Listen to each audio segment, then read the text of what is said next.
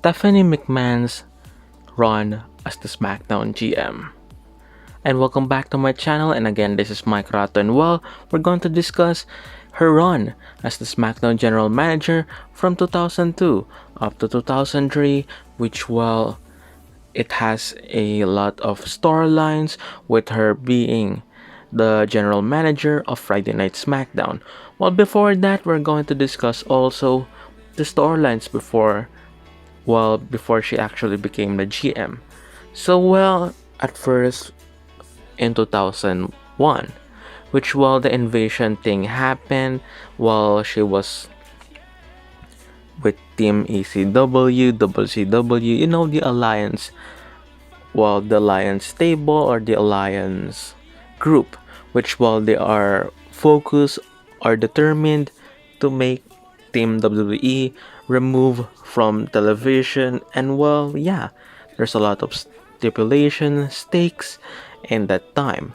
At first, Shane McMahon, her brother, was portrayed as the babyface during his feud with Vince McMahon, but when this storyline happened, most of them turned heel, and but after this storyline, which as we all know, Team Alliance lost. She was put into a storyline with Triple H. You know that storyline, which the divorce and everything towards Stephanie McMahon and Triple H in 2002. Also, they're actually paired before that in 1999 up to 2001. WWE by 2002, they renamed themselves. The current name is WWE, formerly the WWF, which by this time WWE has been promoting the ruthless aggression era, where's the ruthless aggression and all of that.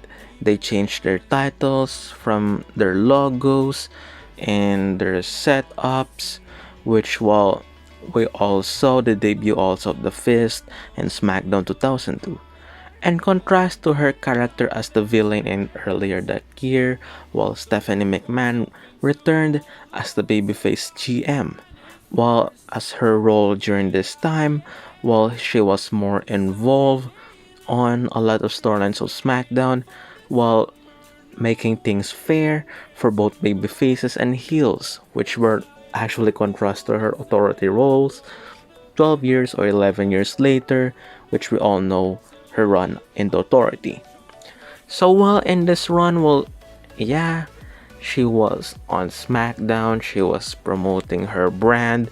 She also made Brock Lesnar exclusive to the SmackDown brand, and she also feuded with Eric Bischoff. For making Brock Lesnar an exclusive guy on SmackDown, it helped him also because for Brock Lesnar's side, The Undertaker, The Rock, Kurt Angle, those guys, they made him a huge star by feuding with the Beast Incarnate by that time. And also he feuded with the Big Show. As for Stephanie McMahon, she's making things balance. And because of this babyface antics by her, there's one guy who is actually angry at this. The heel Vince McMahon. Remember, also on Monday Night Raw, Eric Bischoff is the GM. That means heelish things happen to Raw, and on SmackDown, a babyface general manager, which it balances both the shows that time, which at least we didn't see heel and heel GMs. And also in her tenure, she actually introduced the WWE Tag Team Championships on SmackDown, and on the Raw brand they have the World Tag Team Championships. And also they had they returned the US title, which it was unified with the WWE Intercontinental Championship, and they had a new design for the title, which was used until 2020. That title design, it lasted long, like 17 years on live television before we see the current design. And as for the tag team championship, well, they had the titles till 2010 before they had the bronze design or something like that for the tag team championships. And for her run, well, her business, well, she made Brock Lesnar exclusive to SmackDown. She attempted to make Triple H retain on SmackDown, but because of Shawn Michaels, well, promo and convincing, Triple H was drafted to Raw. So yeah. And also during this time, well, Mr. America was back, or Hulk Hogan, which will, for Hulk Hogan's case, well, he feuded with the guys such as The Rock and many more on SmackDown with Vince McMahon also. And also during this time, while we see the SmackDown 6, you know those guys, Eddie, Edge, Chris, Rey Mysterio, yeah, those guys on SmackDown, which, well, they are on either the mid card or even in the main event sometimes, even though, while the brand, the WWE brand, is still dominated by giants or high known names. While by her time also, while her father Vince McMahon hired Sable and a lot of girls throughout his, while being the chairman of the WWE, also Stacy Keibler and those women who, well, we all know what they did on television with Vince McMahon segments with these female wrestlers, which, well, we also remember the time also in SmackDown 2002 or 2003 when Vince McMahon hired Stacy Keibler, his facial expressions and all of that. So while returning to Stephanie McMahon, well, for her, while she feuded with her father, you know, the I Quit match between those two, and Vince McMahon actually putting giants against her, also Undertaker saving her on an episode of SmackDown. And yeah, we're going to discuss that also in the video. Which, well, yeah, by that time, well, they actually removed her from television because of her real life marriage with Triple H. And, well, she actually took time off after that on television. And, well, yeah, her role for being GM is cut short and sweet.